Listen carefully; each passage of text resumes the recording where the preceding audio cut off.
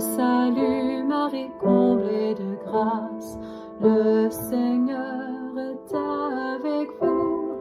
Vous êtes bénie entre toutes les femmes, et Jésus, votre enfant, est béni. Em nome do Pai, e do Filho, e do Espírito Santo. Amém. Vinde, Espírito Santo, enchei os corações dos vossos fiéis e acendei neles o fogo do vosso amor. Enviai, Senhor, o vosso Espírito, e tudo será criado e renovareis a face da terra. Oremos. Ó Deus, que instruíste os corações dos vossos fiéis com a luz do Espírito Santo, fazei que apreciemos retamente todas as coisas, segundo o mesmo Espírito, e gozemos sempre de sua consolação, por Cristo, Senhor nosso. Amém. Nossa Senhora, sede da sabedoria, rogai por nós. Em nome do Pai, e do Filho, e do Espírito Santo. Amém. Muito bem, meus irmãos, hoje nós vamos dar continuidade ao nosso estudo acerca da Santa Igreja, da história da Igreja Católica, da história da Igreja Antiga, se assim bem observarmos, de modo que nós aqui vamos começar a trabalhar mesmo de forma efetiva acerca dos chamados padres da Igreja, né? A chamada patrística. Hoje nós vamos falar um pouquinho acerca desses homens que, de fato, foram aqueles que desbravaram mesmo, desenvolveram mesmo toda a realidade da revelação, né?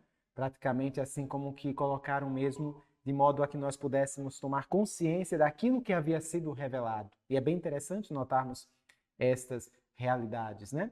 A revelação, que nós sabemos que não existe apenas por ocasião da Sagrada Escritura, né? Mas também todo o processo e aparato da Sagrada Tradição, que é anterior, que antecede a Sagrada Escritura. Isso é importante também observarmos. Aquilo que São Paulo mesmo, ele vai falar quando escreve para Timóteo, admoestando sobre as diversas circunstâncias, fazendo com que Timóteo pudesse considerar sobre aquilo que ele tinha ouvido dele, né? Por meio de carta, por meio de palavras, por meio de via oral. Então ele fala tanto para Timóteo, como também fala para Tito nas suas cartas, aquilo que eles precisam considerar do que aprenderam, seja por cartas, seja por meio da palavra oral. Interessante percebermos esta realidade e abordagem. Isso aqui a gente vai chamar de patrística, né? Eles vão começando a desenvolver, esses homens vão começando a desenvolver justamente esta realidade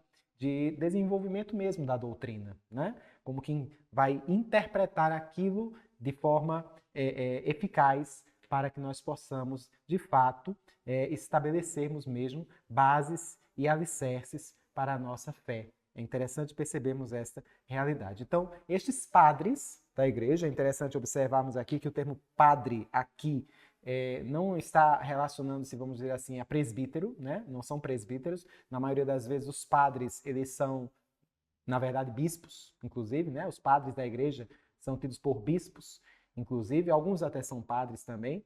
Outros, nós vamos evidenciar que alguns são, inclusive, canonizados, outros não são canonizados, né? Alguns contribuíram, inclusive, para o desenvolvimento da fé, mas, infelizmente, ao longo de sua vida, até quem sabe por orgulho, ou até porque houve realmente um desvio mesmo da sua fé, ele acabou se perdendo, né? Existem alguns padres da igreja, são tidos por padres, estão contados entre os padres da igreja, mas eles contribuíram de fato, né? Como, por exemplo, o caso mesmo de Tertuliano de Cartago, já no século III, contribuiu de fato, mas ao final da sua jornada ele se desviou, né, da realidade do cristianismo, dentre tantos outros que também vivenciaram essa realidade. Foram poucos, né, mas nós podemos notar que existiram também. Mas a contribuição que eles deram, de fato, é católica. É importante observarmos esta realidade, né, porque ele se desviou que o seu contributo talvez não tivesse sido católico, né? Tem relação, tem consonância, tem justamente intimidade com aquilo que havia sido depositado dentro do depósito, vamos dizer, aquilo que está inserido no depósito da fé, né? E nós poderíamos classificar aqui vários e vários padres da igreja, porque esses padres existiram desde o século I até o século VIII.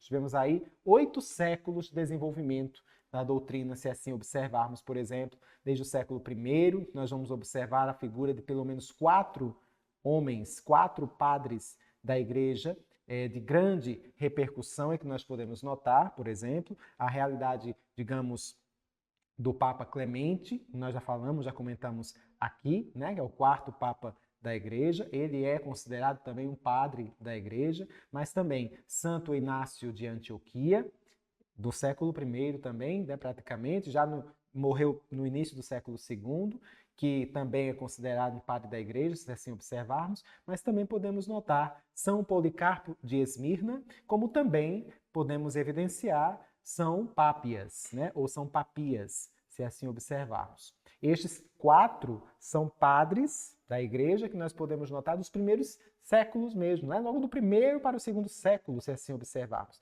São padres que conviveram, que ouviram, inclusive, a pregação dos apóstolos. Então, note bem essa realidade. Por isso que nós podemos dizer que eles são padres apostólicos. São padres que tiveram contato com os apóstolos. São padres que ouviram, por exemplo, São Clemente, mesmo romano, ele tinha sido tido por discípulo de São Pedro, né? Ele ouviu São Pedro pregar. Ele era colaborador de São Paulo, se assim observarmos. Você vai observar, por exemplo, Santo Inácio de Antioquia. Santo Inácio de Antioquia, ele conheceu São Pedro, conheceu São João, conheceu São Paulo. Ele pregou ouvindo daquilo que os apóstolos haviam pregado. A pregação de Santo Inácio de Antioquia tinha muito da influência direta de São Paulo, de São Pedro, de São João. Se assim notarmos, se assim evidenciarmos. É importante notarmos essa realidade. As cartas de Santo Inácio de Antioquia, se você perceber, aquelas 7 cartas de Santo Inácio de Antioquia, elas são de uma riqueza espiritual, de riqueza documental, inclusive do ponto de vista histórico, fora do comum. É algo realmente belíssimo de você poder contemplar, né? Inclusive, já falei aqui, vou repetir, nas cartas de Santo Inácio, dentre as cartas de Santo Inácio, você vai encontrar a primeira alusão àquilo que Santo Inácio vai chamar de Igreja Católica. É a primeira vez, assim, que a gente tem um registro em que aparece a denominação a Igreja Católica. Onde está Jesus Cristo, aí está a Igreja Católica. Ou seja, se assim observarmos, nós vamos perceber dentro desta realidade, dentro desta condição, que Santo Inácio ele falou isso mais ou menos ali por volta do ano 106, do ano 105, vamos assim evidenciar, né? Pouco tempo depois do próprio apóstolo João ter já morrido, né? Ou seja, poderia até, quem sabe, ele ter ouvido o próprio Inácio de Antioquia falar acerca desta catolicidade, vamos assim observar. Então, se percebe que realmente remonta a fatores e a valores imemoriáveis, se assim observarmos dentro desse contexto, né? Você vai observar, por exemplo, a realidade de São Clemente que conviveu com os apóstolos, vamos dizer, né? Conheceu os apóstolos como São Paulo, como São Pedro, né? E São Clemente escreve uma carta aos Coríntios, justamente para falar a realidade disciplinar desta comunidade. Então você vai notando realmente que passaram-se as décadas, a comunidade de Corinto parece que não tem aprendido muita coisa, porque São Paulo já tinha falado algumas realidades, algumas repreensões para a comunidade, correções. Daqui a pouco, no final do século I, São Clemente estava de novo tendo que orientar, ordenar, regularizar, regulamentar, normatizar certas situações da própria comunidade de Corinto. Mas é um documento também de caráter histórico, de importância histórica imemoriável, se nós assim observarmos, né? Incomensurável, podemos assim pensar. A carta de São Clemente aos Coríntios, se assim observarmos, né? Inclusive, nesta carta, ele já está mostrando a sua autoridade enquanto Papa, né? Aos poucos, a Igreja vai percebendo esta realidade, vamos dizer assim, da importância da Igreja localizada em Roma, né? Era a cabeça de todas as denominações, as igrejas, vamos dizer assim, naquele contexto, né? Nós podemos observar, dentro da nossa linguagem de hoje, as dioceses, entende? É aquilo, inclusive, que o próprio Santo Inácio de Antioquia fazia questão de mensurar nas suas cartas, né? Quando ele diz assim, a igreja que preside na caridade, né? Ou seja, ele se referia à igreja localizada em Roma, a igreja que preside todas as demais igrejas locais, né? Esta igreja de Roma preside todas as demais na caridade. Então você vai notando esta abordagem. Então nós temos aí dois padres da igreja, né? Clemente Romano e Inácio de Antioquia, que são os primeiros assim que nós podemos observar, de grande importância, tanto histórica, como importância também de caráter espiritual, se assim observarmos, como também até mesmo no caso de Clemente Romano, Papa Clemente, que vai mostrar justamente os primeiros alicerces ali do papado, se assim observarmos o quanto realmente isso remonta ao primeiro século, né? Se assim bem pudermos notar, bem pudermos evidenciar dentro desse processo. A realidade de Inácio de Antioquia, da mesma forma, com as suas 7 cartas, que vão estar também bastante devotadas a essa realidade da mostra mesmo de quem é Jesus Cristo, do anúncio do Evangelho, mas também, se nós observarmos, a presença de Policarpo de Esmirna, um outro padre da igreja, né?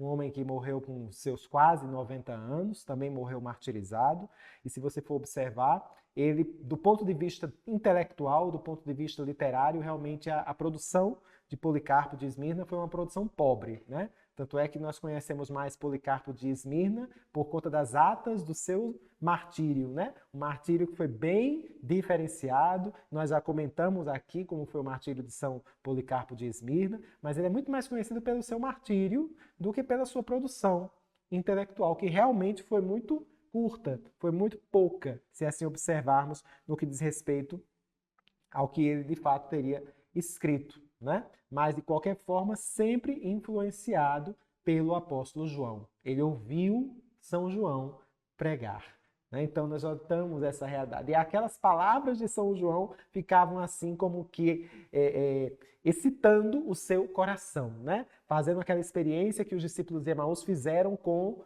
nosso Senhor Jesus Cristo, naquele caminho, naquela caminhada de Emaús. Você vai notar que ardia-lhe o coração quando o Senhor falava. Do mesmo jeito, Policarpo, ardia-lhe o coração quando ele ouvia São João falar de nosso Senhor. Né? Ardia o coração de Policarpo quando ele ouvia São João falar aquilo que ele mesmo tinha ouvido de nosso Senhor. Perceba a transmissão do Evangelho, a transmissão apostólica, a tradição sendo constituída, a tradição da igreja sendo constituída. Então você vai notando essas realidades, essa abordagem aí por ocasião de São Policarpo de Esmirna, né? Se nós notarmos. E nós ainda também temos a realidade de São Papias, né? Ou São Pápias, dependendo da tradução, que também vai ser tido como um dos padres da igreja. Suas obras também não são tão conhecidas, mas elas também se constituem em um documento de caráter também relevante, de caráter histórico, inclusive, né? Se assim observarmos dentro desse primeiro momento aí dos chamados padres da igreja, aquilo que chamamos de patrística, né? A patrística, ela vai se desenvolvendo claramente, se nós observarmos, ao longo desses primeiros séculos, né? Até pelo menos o século VIII, a patrística ela vai se desenvolvendo na medida em que vamos observando algumas necessidades. Do século I para o século II, o seu início ali, você vai notando que os escritos de São Clemente, os escritos de Santo Inácio de Antioquia, são até escritos fáceis de você compreender, porque eles não têm assim uma sistematização filosófica, eles não têm uma sistematização teológica, né? Eles lidam mais com a realidade de mostrar o testemunho do ser cristão. À medida que nós vamos percebendo o desenvolvimento de algumas heresias, vão surgindo várias heresias no século II, inclusive, já começa um pouco no século I, mas principalmente no século II começa a fervilhar de heresias, até porque o século II é um século relativamente de perseguição, mas as perseguições elas eram mais norteadas, elas não eram aquelas perseguições tão violentas como nós observamos no primeiro século, com Nero e com Domitianos, e como nós vamos observar no quarto século, ali no final do terceiro século para o quarto século, com Diocleciano, a pior de todas as perseguições, a última do Império Romano, mas também foi a pior. No século II, ali, a perseguição aos cristãos era uma perseguição, como nós já vimos, de acordo com aquele rescrito de Trajano, né? Desde 117, o ano 117, nós percebemos que a perseguição ali, passando pelos outros imperadores, o imperador Adriano, o imperador Antonino Pio, Marco Aurélio, ao longo do século II,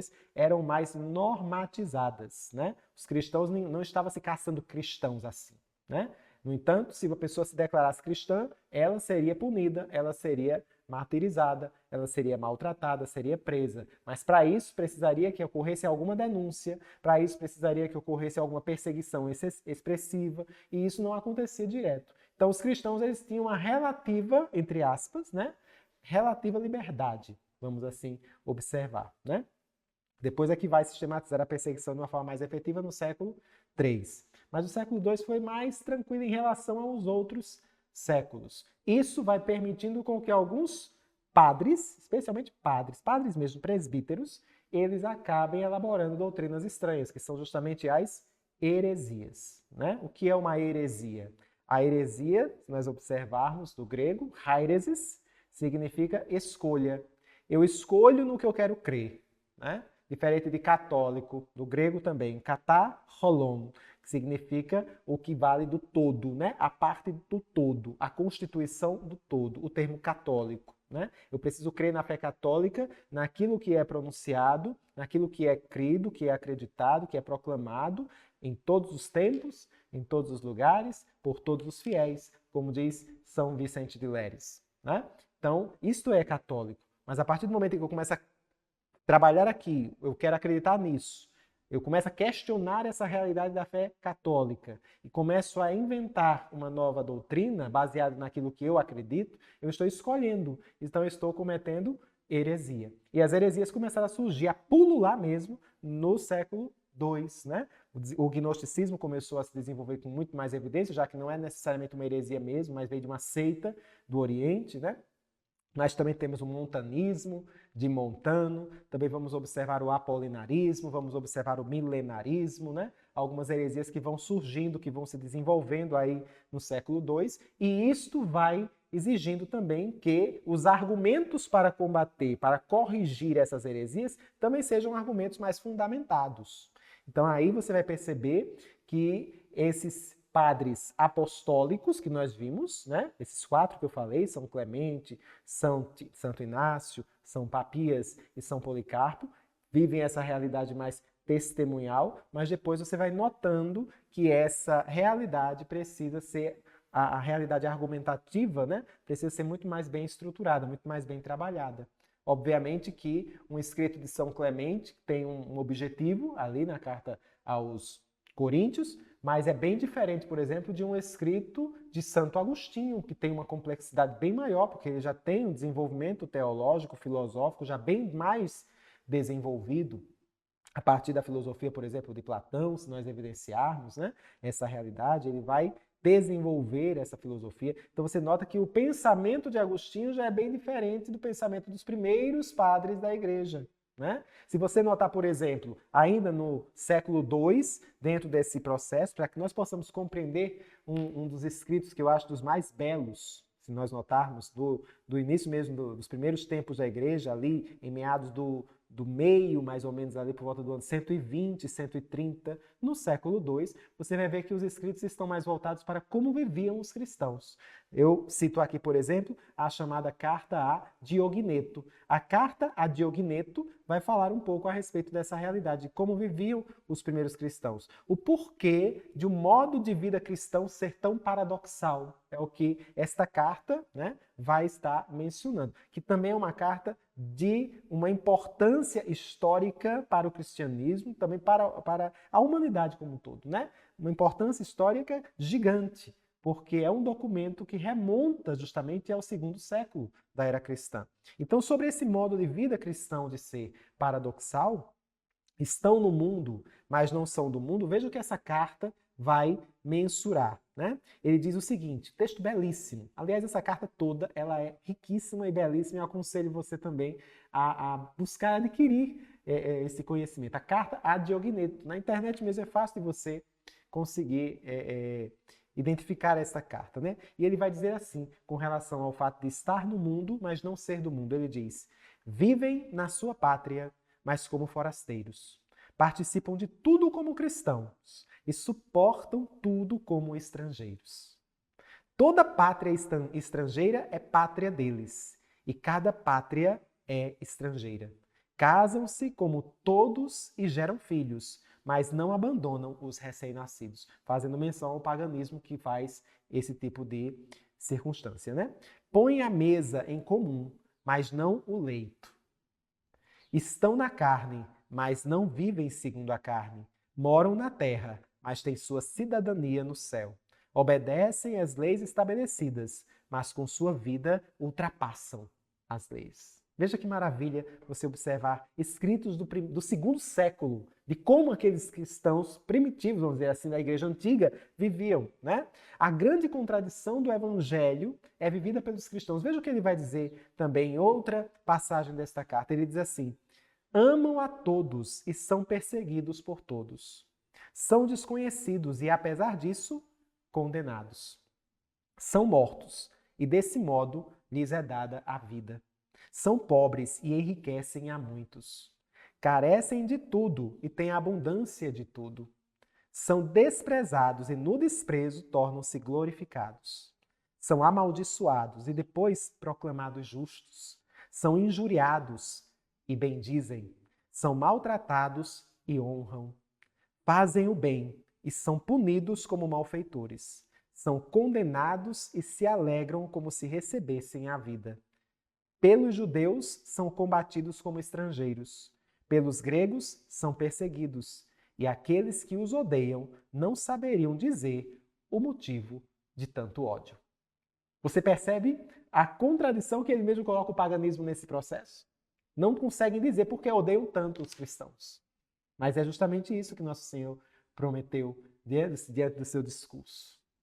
Vão odiar vocês assim como odiaram a mim, né? Mas coragem, eu venci o mundo.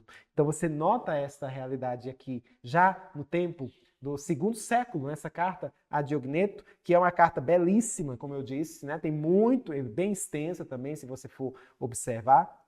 Os cristãos que são para o mundo, o que a alma é para o corpo, por exemplo, como ele também vai colocar. Mas é aqui também, apesar de não ser diretamente ligado a um padre da igreja, né? Na realidade de padre da igreja, mas está vinculado à patrística. Está contado também com relação à patrística aqui, né? Quando se fala de patrística, nós também podemos falar da carta de Diogneto. Como é que viviam os primeiros cristãos, se assim notarmos, né? Os cristãos que iam até o encontro dos próprios inimigos para, diante daqueles inimigos mesmo que estavam em combate, tinham sido vencidos, tinham ficado feridos, os cristãos vão lá e vão curar, vão trabalhar ali os curativos, né? Vão cuidar daqueles que são feridos, mas que são inimigos do próprio Império Romano. E eles vendo isso, eles acabavam se convertendo, porque percebiam que era uma realidade que não acontecia dentro do seu próprio meio lá, enquanto império.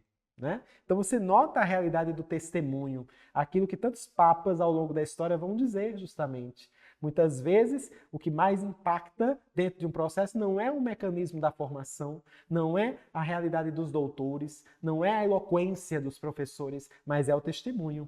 E se por um acaso seguirem aquele professor, é porque antes aquele professor foi uma testemunha. Aquele doutor tinha testemunho para dar. Então é interessante percebermos esta realidade que nós podemos notar ao longo da história da igreja, né? Se nós assim pudermos evidenciar. Então, perceba toda esta condição, né? Todo esse processo dentro desta harmonia que a patrística vai começando a se desenvolver. E diante das investidas, se nós observarmos das heresias que vão tentando aos poucos ir perdendo os fiéis, nós vamos notando que vão surgindo padres que vão gerar um caráter também apologético, ou seja, ele vai ser classificado, serão classificados como sendo padres apologistas. Então é importante estabelecermos a diferença. Eu falei dos padres apostólicos inicialmente. Quais foram? São Clemente, São Santo Inácio de Antioquia, São Papias e São Policarpo de Esmirna. São os 4 que eu falei. Eu ainda citei a Didaquê, né, como primeiro catecismo, vamos dizer, e também a constituição desta carta de Diogneto, que pode ser encontrada aí dentro dessa abordagem, né? A obra O Pastor de Hermas também pode ser enquadrado aí logo nesses primeiros escritos dos padres apostólicos pela sua antiguidade. Pastor de Hermas, podemos dizer que é o primeiro documento que Hermas, né, escreveu uma obra chamada Pastor, e nessa obra é como se ele estivesse sendo conduzido por um pastor, conversando inclusive por um pastor de ovelhas. E aí você vai identificar nessa obra um dos primeiros tratados de espiritualidade, de ascética, de desenvolvimento mesmo de uma vida moral associativa. Logo nessa obra, nos primeiros séculos mesmo, século II aqui eu estou falando. Mas diante das heresias, eu retorno a dizer, vão surgindo outra natureza de padres da igreja, que são chamados padres apologistas.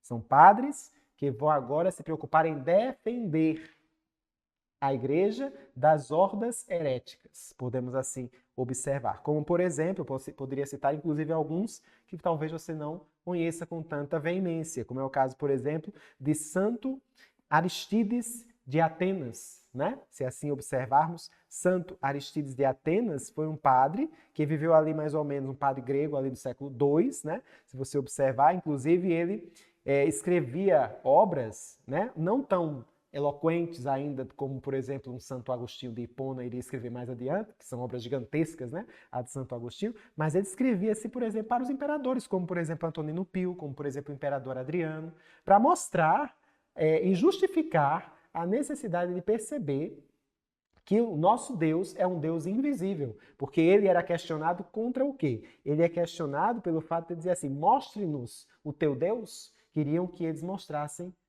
o Deus cristão, por meio de alguma imagem, né? Como era muito comum se evidenciar no Império Romano, aquelas realidades do politeísmo, das diversas imagens de deuses que eles de fato tinham, né? Então, mostra-nos o teu Deus, e aí ele vai escrever um documento, um tratado, um mini tratado, que vai falar justamente sobre essa realidade de mostrar que nosso Deus é um Deus invisível. Nós só iremos vê-lo de fato, ele só se tornará visível efetivamente quando estivermos vendo-o face a face na eternidade. Então você vai observar que Santo Aristides de Atenas levaria justamente esta realidade, esta condição. Do mesmo jeito, você teria um outro padre da igreja chamado São Teófilo de Antioquia. São Teófilo de Antioquia, na verdade, ele foi o 6º bispo de Antioquia, por isso esse nome, São Teófilo de Antioquia, de um importantíssimo bispado do Oriente. Se assim pudermos notar, já no final ali do século II, né? Século 182, 188, vamos assim observar mais ou menos a época em que ele foi bispo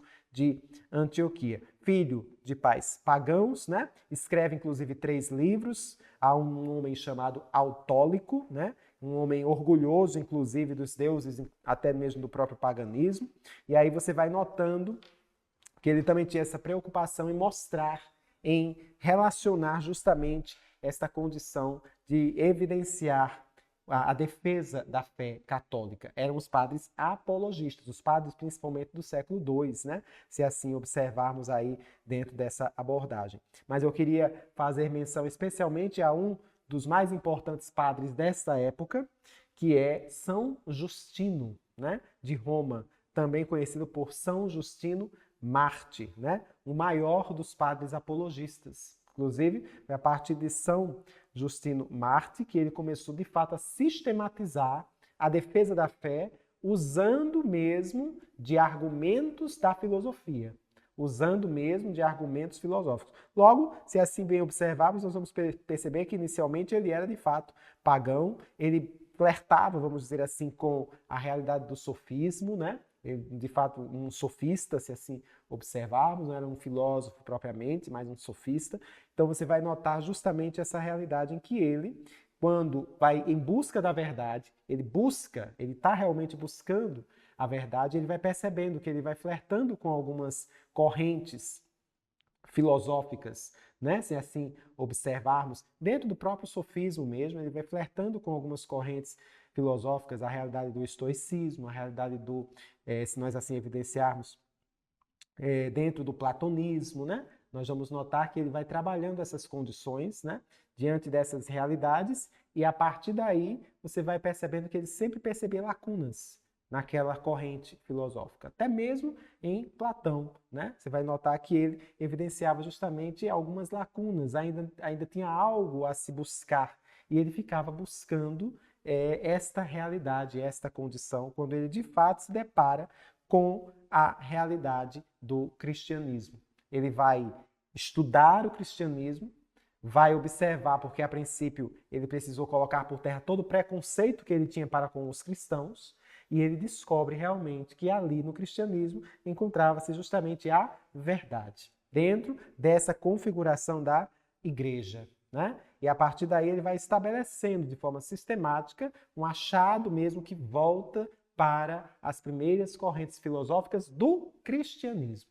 Depois dele você vai ter São Clemente de Alexandria, por exemplo, que vai desenvolver ainda mais o quadro filosófico, né? E isso vai aumentando cada vez mais com os diversos padres da igreja que vão, de fato, escrevendo, utilizando-se da filosofia até para se evidenciar esse processo. As escolas filosóficas que vão surgir, né? A escola de Alexandria, por exemplo, a escola de Cartago, se assim observarmos, né? Que vão se desenvolver dentro desse aspecto filosófico. É quando nós vamos percebendo que a igreja agora ela vai começando a ganhar áreas de intelectualidade. Os intelectuais começam agora a aderir ao cristianismo e aí elevar-se também nessa condição intelectual, nessa condição argumentativa, para de fato estabelecer realmente os argumentos contra as heresias que iriam surgir. De São Justino, que começa a desenvolver esse processo filosófico do cristianismo, nós vamos ter São Clemente de Alexandria, mais adiante teremos São João de Nazianzo, São Gregório de Nazianzo, perdão. Vamos observar São Basílio Magno, né? São Gregório de Nissa, os padres capadócios que veremos mais adiante, Santo Agostinho de Hipona, que é o maior de todos os padres da igreja, e nós vamos percebendo que vai havendo desenvolvimento filosófico e teológico, um desenvolvimento até mesmo metafísico, uma cristificação da metafísica de Aristóteles, por exemplo, né? Dentro dessa perspectiva.